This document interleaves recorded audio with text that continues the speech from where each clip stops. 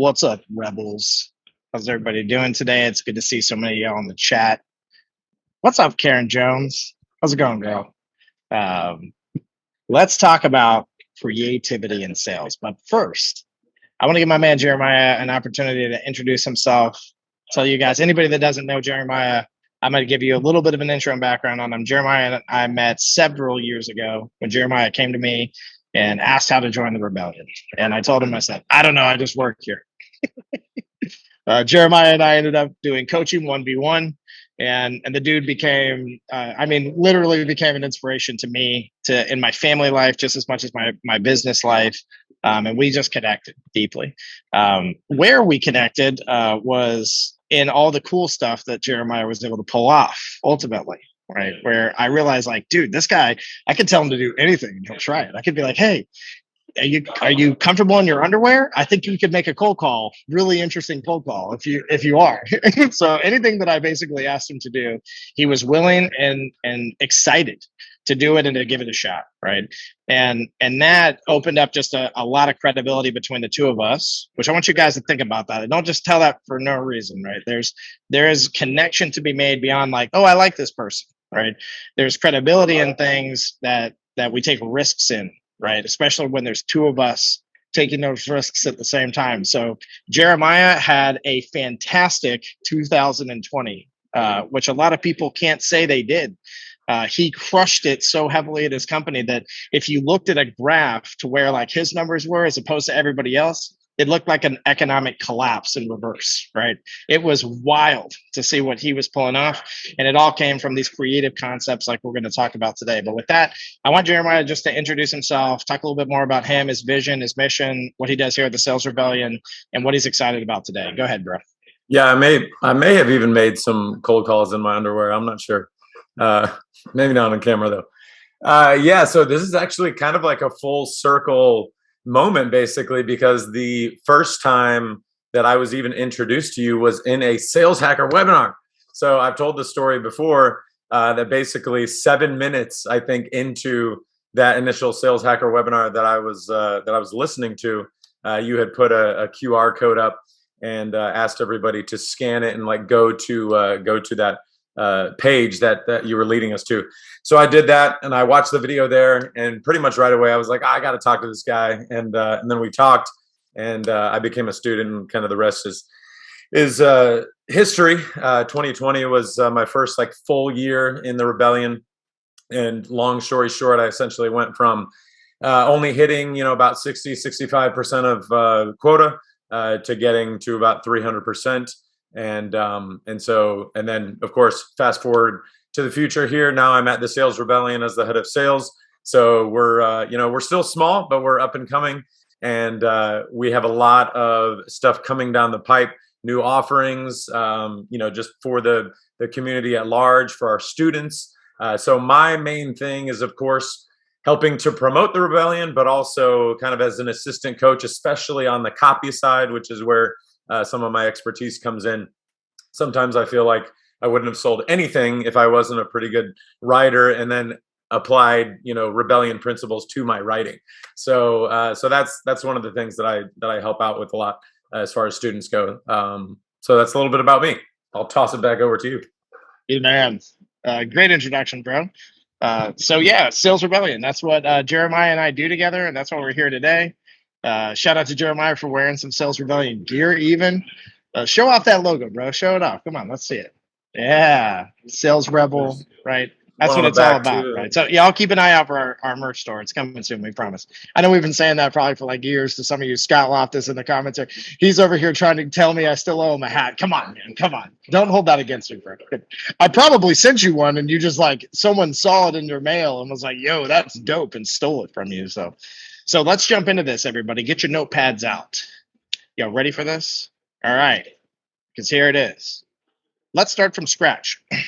The first thing that we want to talk about when we're thinking about creative opportunities inside of our prospecting is that we want to say there's a difference between causing curiosity, creating emotional context, and finding familiarity and in relevance, like to an extent as well too. Like if you're having a hard time understanding that word, and being gimmicky, right? So ultimately, there are a lot of very creative things out there that are kind of rooted in a gimmick at the end of the day. And I'm not saying that that's a bad thing to anybody out there, but today we're going to talk about the differences between those things and ultimately help you to understand that creativity is more than a gimmick.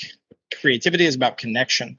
It's about capturing attention, or getting attention, but then keeping attention, right? As opposed to like, oh, that was cool, and then kind of moving on, right? When it comes to our prospect or our buyer.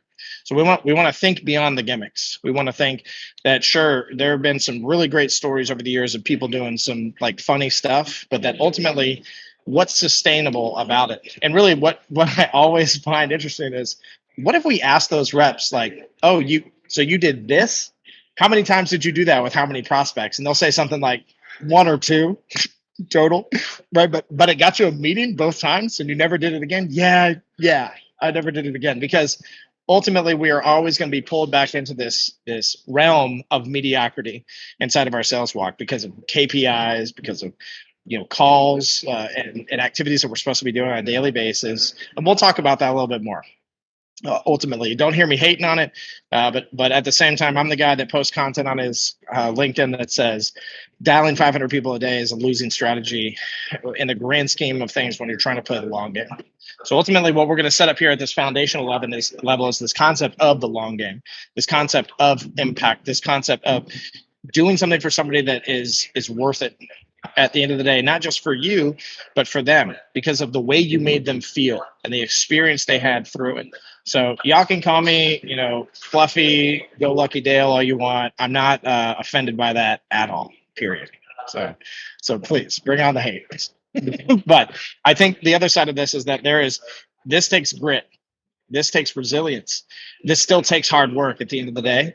So your ethics and morals have to be aligned with the success that you desire to have. And that's why we created the Sales Rebellion. That's why we created this whole concept in the first place. So let's break it down to the simplest piece to start. Everybody's got a CRM. Jeremiah, what do you use? HubSpot, Pipedrive? Which one is it that we have here at the Rebellion? Excel, right? Yeah, Excel spreadsheets. We use Excel spreadsheets or Pipedrive.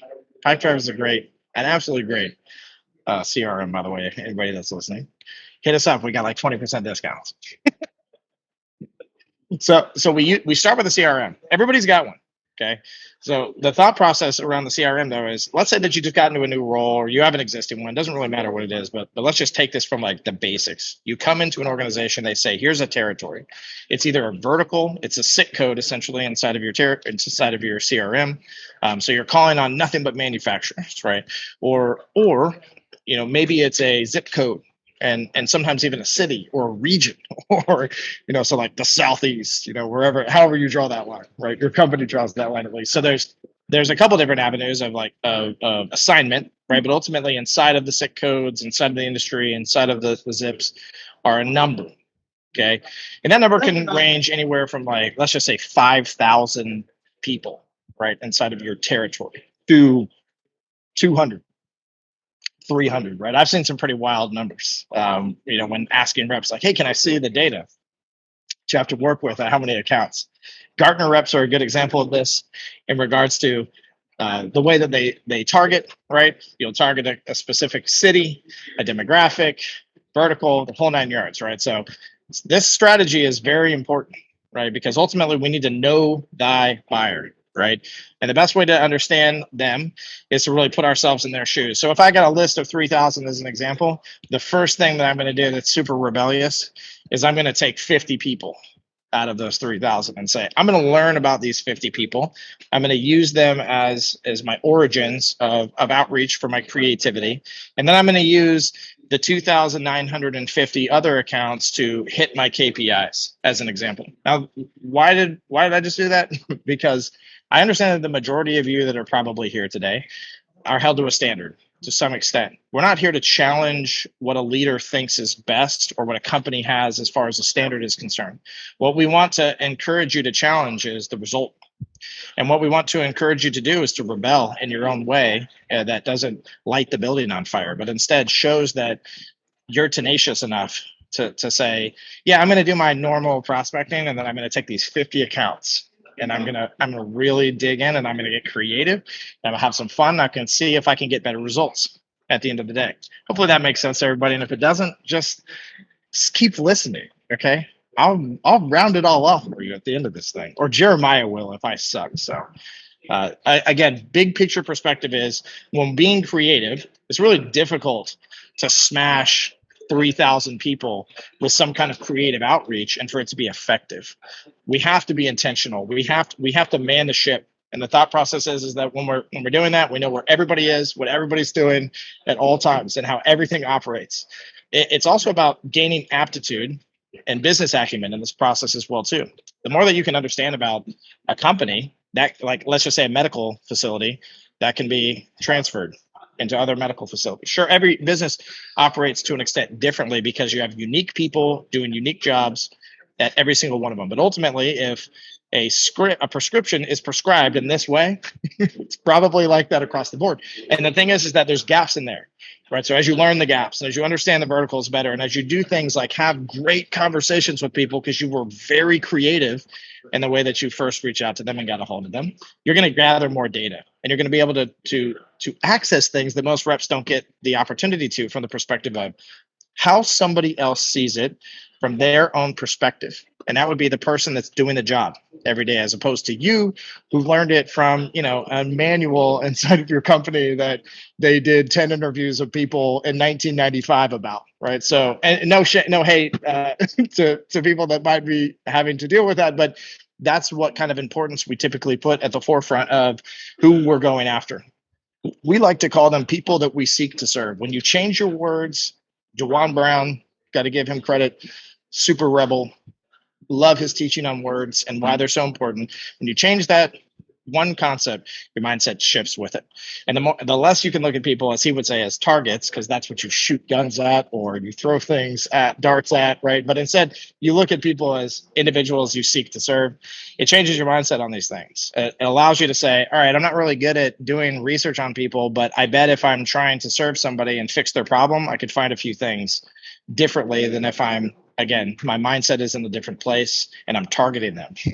So just think wider and deeper about this concept of how I originally set up the people that I'm going to go after in the first place. Now, once we have the list, right? And again, let's just say that you're an SDR to make it easy, AE to make it easy. I want you both, everybody that's out there, there's some leaders in here too, but everybody that's out there, just put yourself in the shoes of somebody that's just solely on the phone all day. I got my 300 calls I got to make, my quota, and then I'm going to take 10 people and I'm going to use a creative campaign to reach out to those people, put the follow-up cadence into my existing calls, and I'm going to see if I can get better outcomes with the folks that I'm reaching out to creatively. And I'm going to create something that is very consistent that I can do over and over and over again. Okay. So now that we have the baseline of how we're building out the account, we now want to take the topic of creativity and put that into effect. And to start, where we want to put our foundation on is, for us, as an example, is how do we get somebody to feel what's happening? Right. So how do we create emotional context that's familiar? Okay. So if I get a shoe in the mail, and listen, we got people that, and even outside of the rebellion, who have heard me talk and done things like send a shoe, right? It's not a bad thing, right? But if I send a shoe in the mail, what kind of emotional context does that create for somebody? Being clever is awesome, right? But again, don't let people take it as a gimmick. Don't hold yourself out or hold yourself back from potentially gaining credibility with people and making them think differently. Right. So again, what emotional context is in you having a foot in the door and asking if you can get the other one all the way through. Right. So the whole idea from this perspective of the shoe and the way that you use it from a creative standpoint is awesome, because it interrupts the typical pattern of the way that somebody's usually reached out to, right? And because of that, psychologically, it triggers the brain differently, you think differently, and you usually are in response, okay? But ultimately, what kind of emotional context does it create? And what familiarity are you showing? How are you relating to your prospect, right? So this is where we begin, from the perspective of the activity itself and what we're doing. Thomas Wilson, he says, an actual sneaker to the question of, I thought that the shoe was a term for sales. No, my guy, I apologize for that. The shoe is a literal Air Jordan that you send. And if you got that money and you're sending Air Jordans, you're getting an appointment every time, I promise you. So let's wrap it up. so you guys can conceptualize this, right? If I send something that instead that says what's familiar to the prospect, right? Whether it's their product, whether it's their lifestyle, whether it's something that they have in their ecosystem, right? And for example, the one that we're going to use today, which is very easy, is that I want you to press one if you like getting a sales call. If that's like your favorite thing, right? You just sit around and you wait for sales calls. Press one, put it in the chat. If you don't, press two and put it in the chat. Now there's going to be some jerk that's going to put one in here, right? Like, here we go, Paul. What's up, Paul? It's good to see you, bro. Oh, Tyler too. Look at you guys, and it's so predictable who puts it in here, right? People we know, right? So anyway, the thought is that again, if we're thinking about the majority of people, right? You're calling them, you're interrupting them. I know y'all are saying like, "How are you interrupting?" Listen, let's just talk about the facts, right? People are busy. They get this random phone call on their cell phone. They pick up or they don't, right? But ultimately, no matter what, ain't nobody on the other side of that phone call going, "Oh my God, I'm so excited about this cold call. Jeremiah, I've been waiting for a cold call all day today. Just like so excited. Can I hear your pitch? Could you just cut to the chase and tell me your pitch? I love hearing pitches. It's my favorite thing in the world. Karen's got it down. That's the same reason why I pick them up. I love hearing what people are doing. That's my favorite thing in the world. Like, I want to hear what your pitch sounds like, right? So ultimately, it's aggravating. Typically, the pitch is generic. People look at it as vanilla. They don't see it as an experience. And so if I look at that from that perspective, and I say, cool, how can I relate to somebody on the actual activity?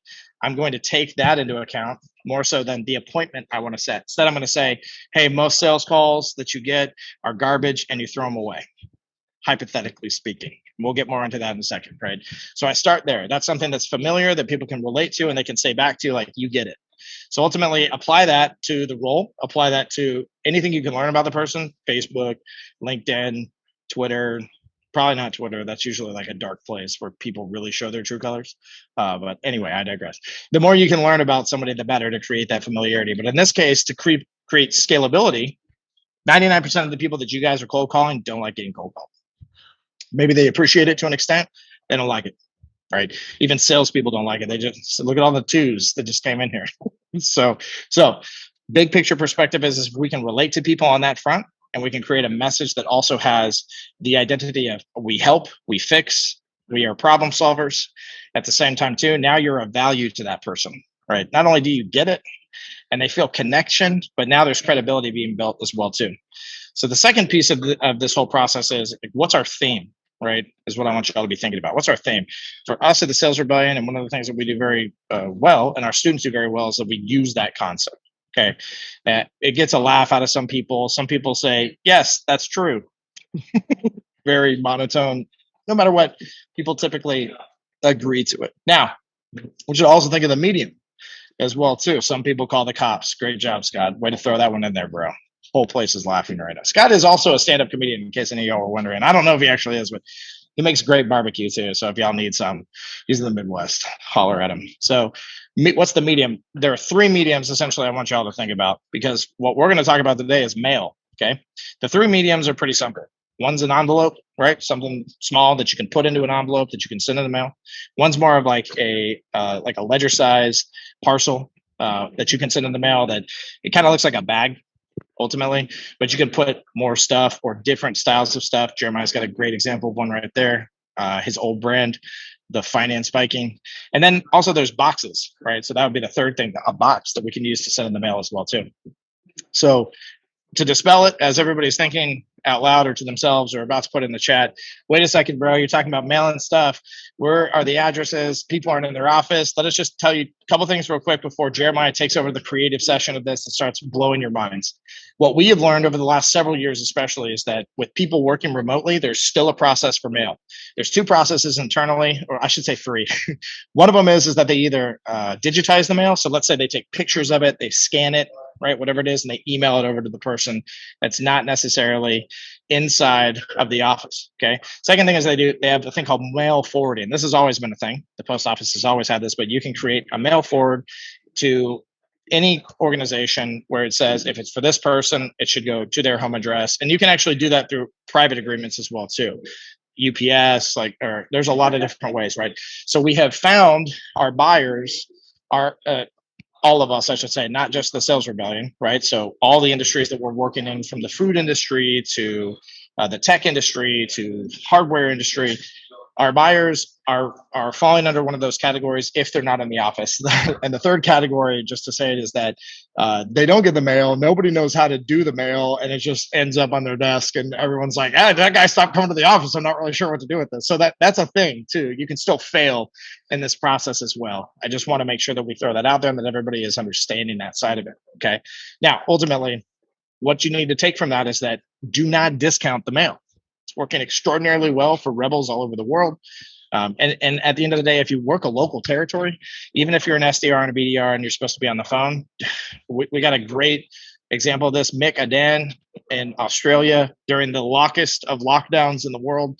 One of the businesses that he was targeting or seeking to serve, they were open during this particular time, but you could actually go inside under protocol. And he was taking his letters as an SDR, dropping them off.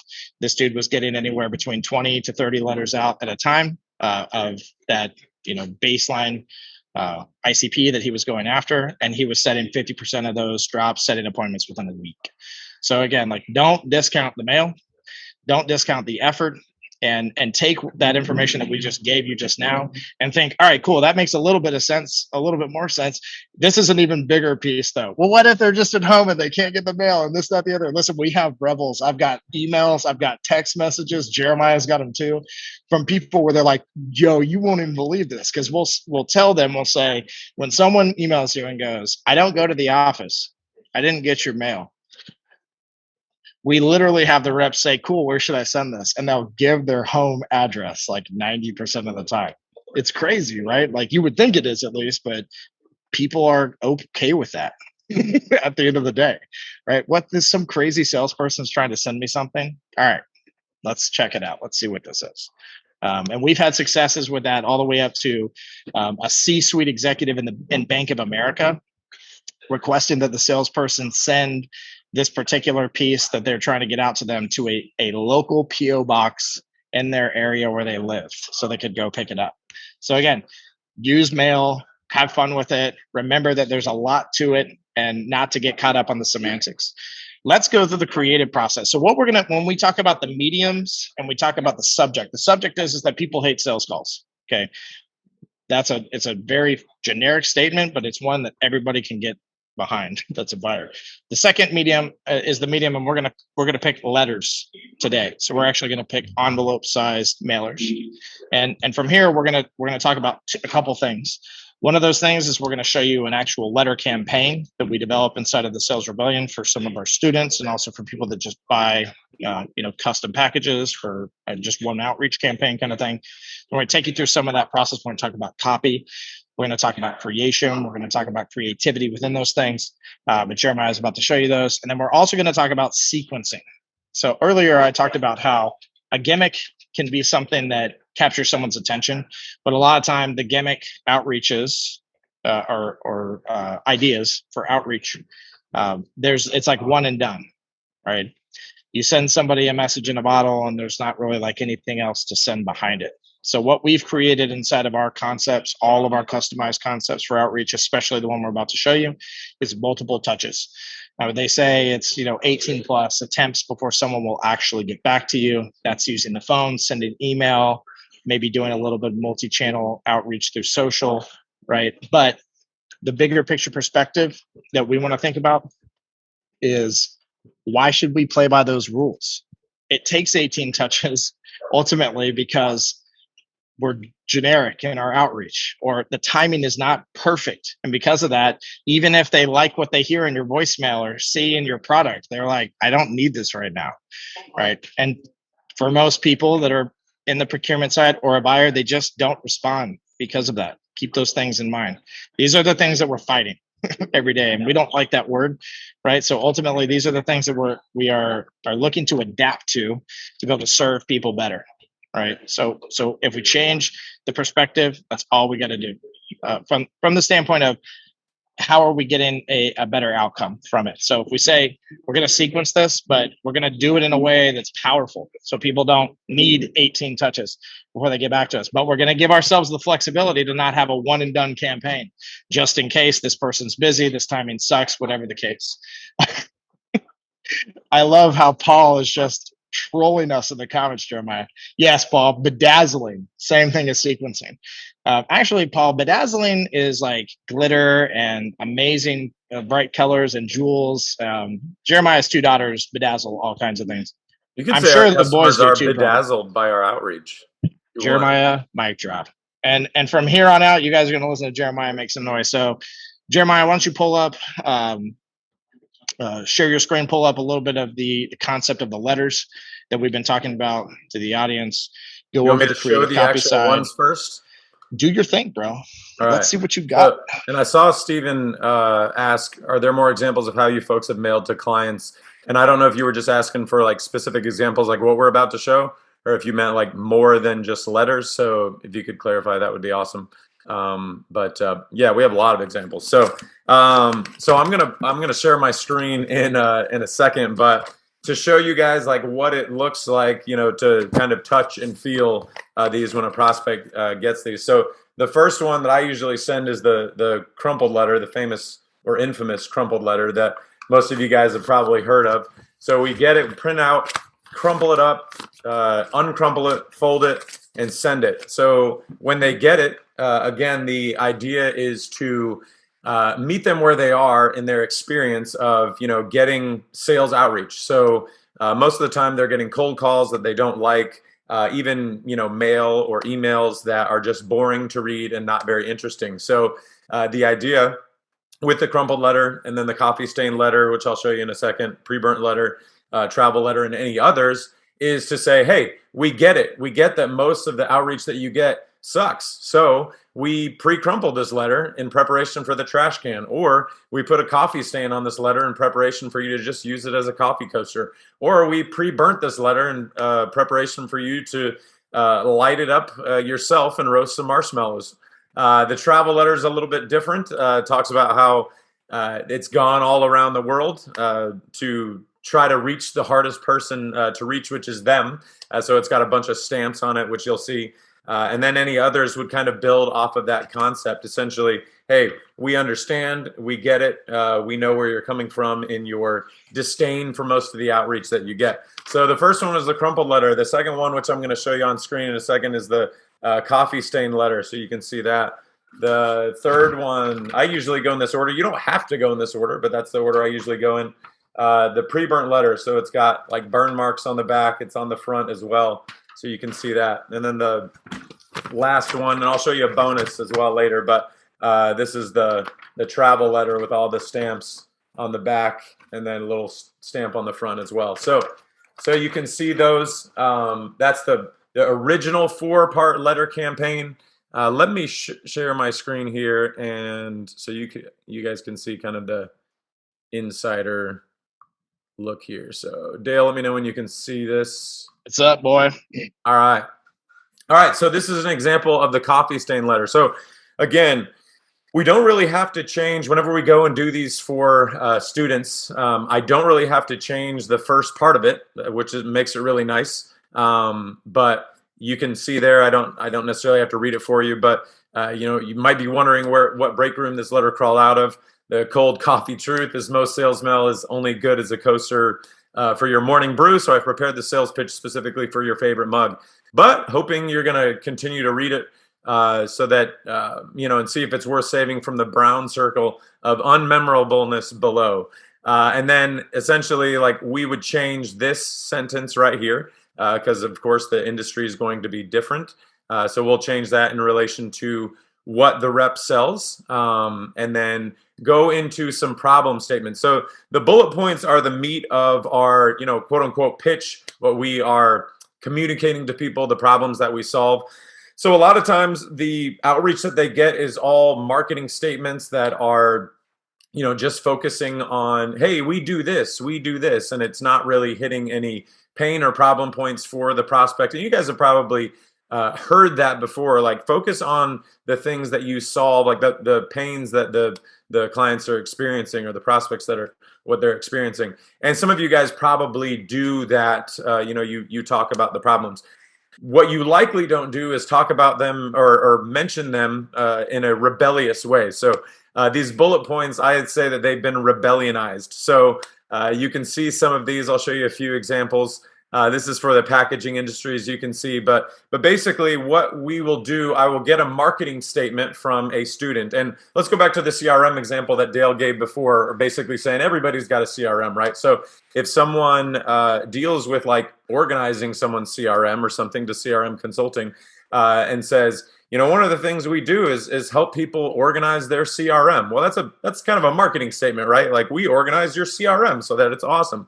Well, the pain point for people related to that would be that CRMs are really difficult to organize, whether that's difficulty, just like general difficulty in doing it, mapping everything out or whatever, or if the difficulty is the time-consuming nature of doing it. Whatever that is, that our pain point could be, it's difficult or it's time consuming. So then we can rebellionize that bullet point. Instead of just saying it's really difficult to, organize your CRM. We can say your CRM is as, disheveled or disorganized, disheveled as my crazy uncle's hairdo, or as disorganized as, my desk at home. That's not a great one, but, or it's, organizing your CRM is, more time consuming than Christmas shopping for the Duggar family. I just pulled that one out of my head, but they got like 21 kids. Anyway, it works, right? So you can see that's basically where we're going with this. So the one for the packaging industry, keeping your production goals on track during a labor shortage is harder than convincing Tom Brady to retire. That's actually one of our students' bullet points. That is not my own. Most of these are. But that's one of our students, so he did a great job with that. And so basically, the idea is just trying to make these as fun as possible. So the bullet points are fun to read. Your supplier makes you wait longer for equipment repair than you had to wait for the sequel to Top Gun. Pulling a lot of pop culture references in here that pretty much everybody is going to get. We may have to change it based on if we're, if we have a UK student, we'll use different TV shows or something like that, but pop culture references that people will get. And, I put Nicolas Cage in here talking about his bad acting, with the picture. So again, it creates a familiar feeling for people. They know Top Gun, they know Tom Brady, they know Nicolas Cage, they know that he acts very bad. Him and Keanu Reeves are like neck and neck. So that's an example. We come down here, again, essentially the same type of thing here, a little bit different copy. With each letter, we actually have like 3 different versions. So, and the reason we have 3 different versions is because if you mail just one person, one contact at the company, chances are they might not be the right person. They might not get it, whatever. But if you mail 2 or 3 people at the same company, then you're just going to increase your chances that somebody's going to get it. And if more than one of the people gets it, then it creates kind of a buzz effect. But at the same time, if I have these 3 different versions, it's a little bit different for each person. So it looks a little bit more personalized. So that's just something that we do in the Rebellion for our students. So so you can see some of the copy here. It's just a little bit different, a little shorter, font's a little bit bigger. But again, essentially, this is talking about like the things that they would actually say. So again, we're just rebellionizing it. We always know, hear about the team meetings that should have been an email. So we're hitting on that. Unsolved mysteries. Some of this you're going to nuance it based on your audience. If it's you can kind of, if you have older folks like myself, pushing 40, over 40, they're going to remember things like unsolved mysteries. Everybody's got a crazy uncle. So that last one works. And I put, just Uncle Fred on here. It's not really my Uncle Fred or anybody's Uncle Fred, but you can see there. So again, same concept. I got Chuck Norris on this one. Risk doesn't take a vacation. But again, same type of stuff. Prioritizing the accounts you're most likely to collect on. Strategizing to expedite the payment is more difficult than defeating Chuck Norris. So You don't have to be at a tiny company that doesn't care what you, doesn't care what you do because they've got no process. Because you can see this is a rep from Experian, SAP, Concur, again, big company. But we do have folks at smaller companies as well. We get bold. We get bold with these, and the bolder you get, without going too far over the line, usually will get results because people remember it. So you can see some of these censored things. If people are using their imagination, they can insert the censored word in there. And then I've got, this is not really Ben's mom again, and reprimanding him for his language. So we put Waldo in here. Tracking and reporting a temp worker's time on each job site is harder than tracking down Waldo in a candy cane factory. So he's waving to you there. So again, I probably don't have to, beat a dead horse too much on this, but I'm going to go down to this last one here for this rep from LastPass. So again, same type of stuff that you can see here, but another option that we have that we use a lot and our students use a lot is QR codes. And we've done whole sessions on this before. You can put them on basically everything. And a letter is a great thing to use them on because basically you're going to get 2 touches in one before you ever even try to, call this person or email this person. So this, the site, the video that I talked about whenever I watched that first Sales Hacker webinar and was introduced to Dale, is on this page that this QR code will take you to. So take a second, pull out your phone. Don't necessarily go and play the video and everything like that.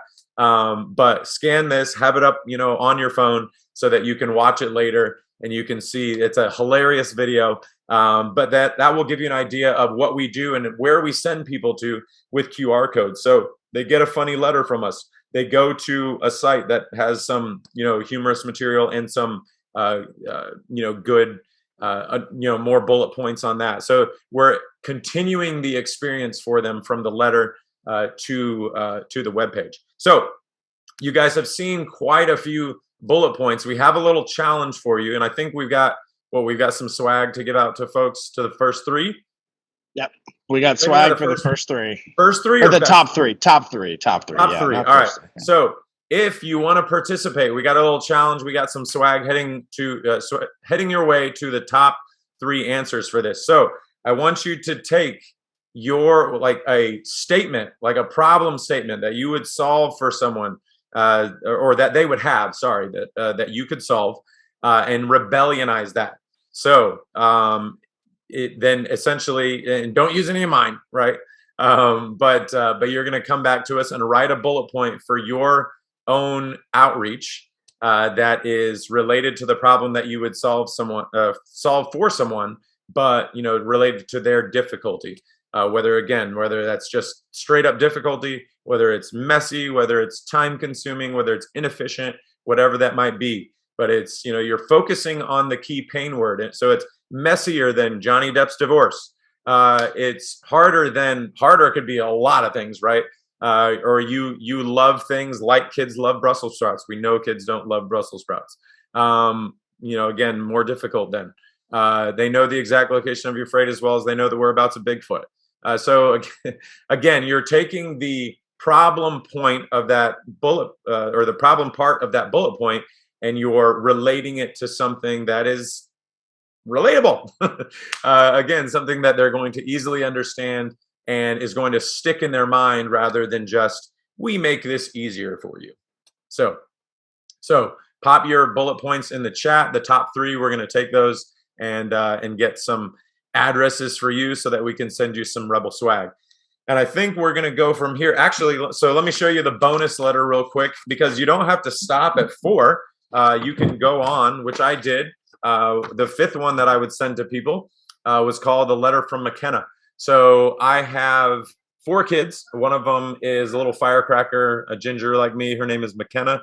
And so I got them all to sit down and write a letter to people. And I said, write a letter to someone that your daddy has been trying to reach out to and meet with, and they won't meet with him. They won't answer my phone calls. They won't answer my emails, and they won't respond to my letter. So can you write them a letter and tell them why they should meet with your daddy?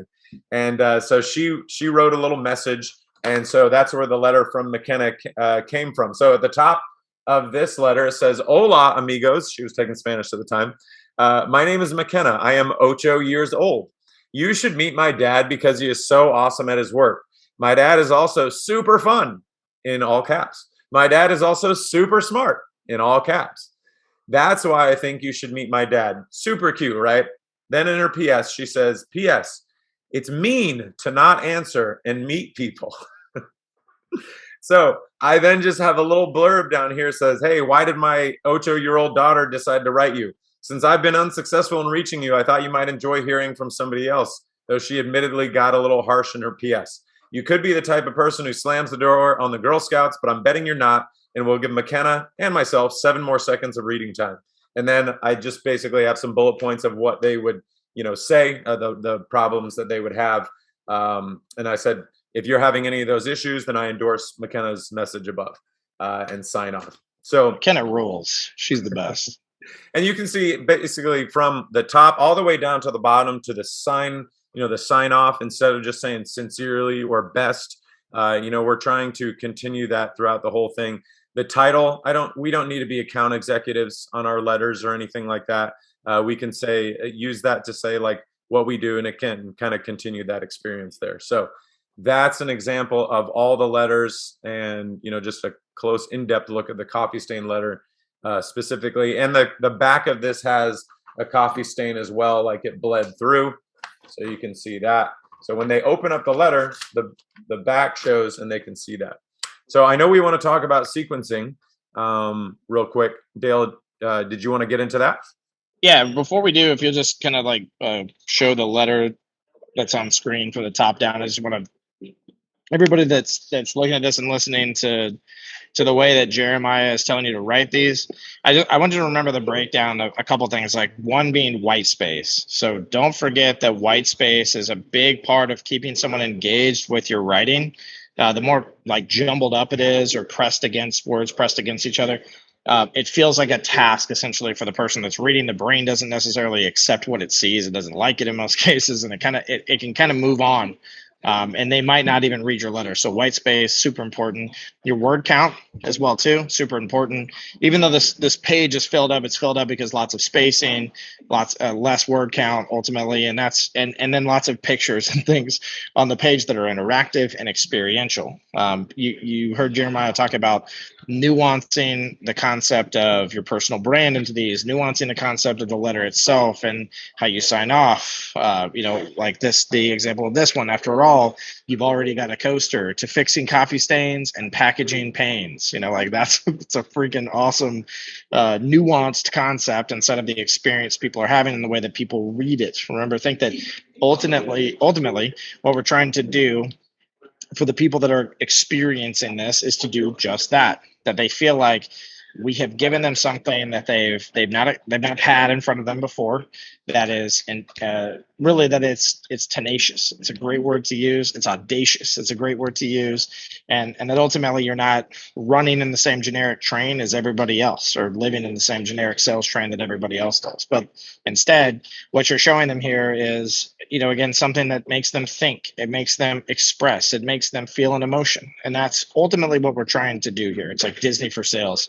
And that's how we've always said it. You go to Disney, you get in line, and all the way up until you ride the ride, you experience the line, right? There's a story being told. There's interactive pieces to it. And by the time you get on the ride, you're not complaining that was a 60-minute wait. It's like, it's kind of fun, unless you're standing in one of the old lines that has no air conditioning. The sun is beating down on you. And let's not have that conversation. Okay, guys, just take the identity of what I'm saying here and have some fun with it. Also, think about like words matter. So people talk a lot about, 70+% of your communication is tonality. 20-something% of your communication is body language. And then they say somewhere in like 7% or less are the words you use. What I would challenge everybody to think about is that the words we use are extremely important because you have a 7% chance of getting that part right.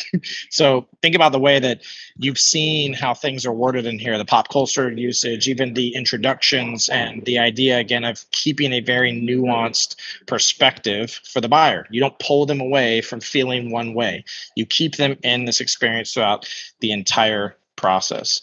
So yeah, Jeremiah, with that, you can pop this off the screen and talk to us about sequencing and show us actually so we can see it better in your hands, the actual letters, the envelopes themselves, so everybody can see that tangible side as well too and see how we nuance that.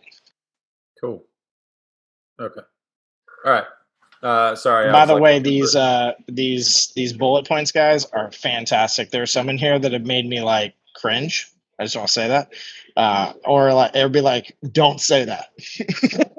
but great job. So we're gonna download the text from this just so everybody understands the rules on this game. We're gonna download the text from this and pick the three of y'all because there's no way we're gonna be able to get to that. However, I'm gonna read some of these. I'm just going to go ahead and start reading them without like knowing them first. If you enjoy spending your time managing staffing shortages as much as you enjoy sitting in Dallas rush hour traffic, you're not alone. Not bad. Raw materials lead times are as reliable as your repair guy hitting their 8-time window. Not bad. Let's see. Getting your kitchen up and going faster than a recently divorced Kardashian. Oh, man, shots fired. Shots fired for sure. Is your roadmap to carbon zero about as credible as the Loch Ness monster? Joanne, my girl, that is fantastic. I'm so happy I found that one. I'm not reading that one. Orchestrating multiple marketing channels to work together is as tough as figuring out what to actually watch tonight. Fantastic, Daniel. That's awesome. Here we got my boy Luke. Your brand story is as confusing as a Christopher Nolan movie. Spot on, bro. That's awesome. All right, Jeremiah, go ahead. Take it away. yeah, and some of those like probably even just like little changes, like the figuring out what to actually watch tonight, could be binge watch on Netflix. So it's just like just a tiny little nuance that relates to more people as well, or just kind of just makes it a little. Josh Braun talks about crispy language a lot, so it just kind of makes it a little more crispy. So okay, so we're going through cadence now, right? I didn't have that wrong. You got it, big man. Okay. All right. So, like I said, the letters don't necessarily have to be in any specific order, but I usually go crumpled, coffee stain, pre-burnt letter, travel letter. Travel letter makes sense to do fourth, but the first three can be, again, the order doesn't matter. And then, of course, my letter from McKenna, I made that one specifically to be the last one. So, but as far as the cadence goes, so we send a letter as our first touch. So now, that the caveat being that a lot of times I would call ahead to make sure that people were in the office, still do this, to make sure that somebody was going to be there to get my mail or what the process was. Because again, I started to do the letter campaign in 2020, right when everybody was at home. Now, I picked the automotive vertical to send to because there was the little loophole that even though these guys were like e-commerce guys that sold auto parts or drop shipped auto parts or something, because they were an automotive business, they were able to like still go into their offices. Anyway, that's who I mailed, but I would call ahead to make sure that they were there. And that just kind of got me in the habit of doing that. So, but our first touch, other than making the call to see that they can definitely get it, is the letter. So again, I would start with the crumpled letter, and I would send. I'd send that out. We know we're gonna have anywhere from a 3 to 5 day delivery time. Sometimes could be 7 if you're sending it to from like Georgia where I'm at up to Canada on the other side over above Washington or something like that. Could be a possibility that maybe it takes a week, but generally 3 to 5 days. So we're going to give it a little bit of time for it to get there. As far as the cadence goes after that, I would always call first instead of email first. It's not a requirement that you do the call first before the email, but I would always call to follow up because it is the quickest path to a conversation if you can get someone there. And since I've already sent them something that they more than likely are going to remember and like, then if they pick up, then I haven't even wasted the touch of the email. I haven't even spent that time. So I would start with a call. If I didn't get somebody on the phone, I would send an email the next day or the same day if I left a voicemail pointing them to my email. So again, you can do that either way. I would wait a couple of days and then try another call. I would usually leave a voicemail on the first one and point it to the email, then wait that couple of days, make another call, would not leave a voicemail the next time, but then would send another email the next day, or maybe 2 days later. So it kind of depends on how you're timing this cadence. But essentially, it would take 3 to 5 days to get the letter out, and then I would take another around 5 to maybe 7 days, depending on if a weekend's in there or whatnot, to go through my follow-up touches on that first letter. If I didn't get anybody there, I would just go ahead and send the next letter, the coffee stain letter, and I would essentially repeat the sequence. In between there, of course, I've got my LinkedIn touches. I'm engaging with them on LinkedIn if they're there. I've tried to connect with them. If I had connected, I've sent a voice message or a video message. And so, but then I would basically just kind of follow that cadence of that follow-up from each letter. The emails would be a little more nuanced each time based on the letter that they got. And so it was pretty simple. It was a challenge to get to the fourth letter. Honestly, it was very often I didn't even get to the travel letter. And so I love the letter from McKenna, but most of the time I didn't have to use it. Always was good or got a good response when I did. But most of the time I didn't even get there. Not to say that there's a guarantee on that, not to say that that's going to be everybody's experience, but that was my experience and still continues to be my experience when I'm running the letter campaign. And also for a lot of rebels as well. So anything I know we're like running close on time, so I didn't want to go like too deep into that because it is kind of like a repeatable sequence as far as that goes. But anything you wanted to add to that, Dale? Yeah, for sure. I think, and great job on that. I think it was very intuitive in the way that you described it from the perspective, especially everybody other that's never done this before, understand that you should naturally have questions when you hear this, but that's the most basic way to break it all down. The thoughts would be this, like, number one, remember, like, as you're sending letters, don't say to people like, hey, did you get my last 2 letters? Like, let every letter be a new touch. Like, you're starting the sequence over almost in your own mind. Do not say things like, did you get my last email, or bump checking in on my letter. Like, don't do that. Instead, just continue the conversation. If people start responding, saying things like, yeah, I got it, it was great, no thanks, right? Like, those are moments where you just seek us out, ask for help, but ultimately intuitively think of, well, what do you do in those moments? What can you do? And ultimately the thought process is don't respond. Just keep them in the sequence and keep going, right? And hit them up with another one and be like, what about that letter? Did you like that one? Was that one better? Will that one get you to talk to me at least? Like, just have a little fun with it and be playful with people. Don't think of things when people hit you back with things like, yeah, these are great, your humor is awesome, love the experience, but we're not interested, as like the end of the conversation. And ultimately don't try to write them back with any kind of like weird smoke screens, right? We're, as sales rebels, we first and foremost hold integrity at the forefront of what we do, and secondly, we don't do things that are stale and boring and generic. And ultimately the sales world is guilty of constantly like sending wordy emails when they get a response like that, or having an expectation of the outcome and saying, oh, but you said you liked it, and so I need to understand that better. Like, don't worry about it. Like, it's okay. They're busy. Things are going on. They're going to get back to you. And ultimately, they're going to give you a shot at to sit at the table if you can show them that you're willing to serve. And by thinking about the word serve and servant leadership in general, think about the concept of, how do I earn this? Not how do I force my way through. Real quick, there was a Q&A. Oh, actually, one more thing about the letters themselves. Like, when you send one, you can do 2 emails, 1 phone call. You could do 2 phone calls, 1 email. Like, there's a lot of different ways to do it. Mix it up, have some fun, use an omni-channel approach. Hit them on LinkedIn, shoot them a voice note on a text, right? Like, do things that are experiential for people and not generic in the way that you're doing it. You'll get a lot of great responses. There's a great question in here. The question is not going over the line. How do you know where the line is without crossing it first? Keep politics out of the equation. Like, there are ways to keep religion out without being offensive. Like, there's also, like, if you're targeting churches, you can use religion in your bullet points all day, and you can make it really fun, right? So, but don't do things that would be any kind of gray area, period. I can give some good examples. Go ahead, bro. Hit them. Okay.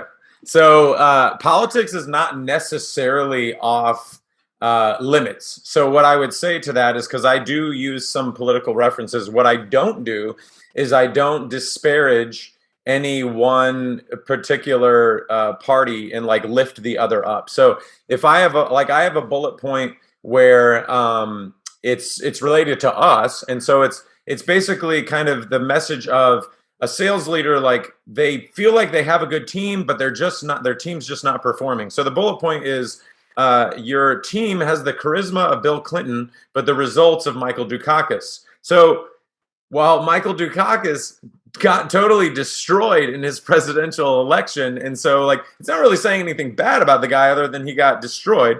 But at the same time, I'm calling out the charisma of Bill Clinton as being like a good thing, and they're both Democrats, so it works, right? And so I could do the same thing, with the Republican Party or any other party.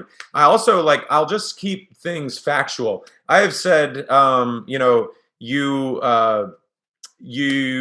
something like, what was the one? Something anyway. The end of the bullet point was faster than. Well, you saw the one that was faster than your crazy uncle can start a fight on social media or Facebook. I've said faster than Donald Trump can start a Twitter war. And so even if you like Donald Trump, it's not offensive, right? He starts Twitter wars. And if you don't like Donald Trump, well, it works anyway, right? So you just have to be, you just have to be. That's pretty much the way you got to do it. And I even I wrote one the other day that I asked a guy who is a Mormon. I said, "Hey, what do you think about this bullet point?" Because it was about conversion rates. And so I said, the problem was that you convert customers at a lower rate than the Mormons that hit your neighborhood last week. And he thought it was hilarious. And he, is a Mormon. He's been on Mormon mission. And so he's been in those neighborhoods trying to talk to people and stuff. And he thought it was hilarious. So not everybody's going to think it's hilarious, but we're not necessarily trying to, not ruffle any feathers ever, or anything like that. We know some people are going to not take it the right way and whatnot. So anyway, those are just a couple examples. Yeah, cool. I love that, bro. Hopefully that really covers the topic very well from the question. We are out of time, but real quick, we do want to just let everybody know that if you're still struggling with this and you want to reach out, you feel free to go to thesalesrebellion.com. We just actually put up a brand new website if anybody wants to go check it out and get immersed inside of our 80s dope Star Wars vibe that we've got going on.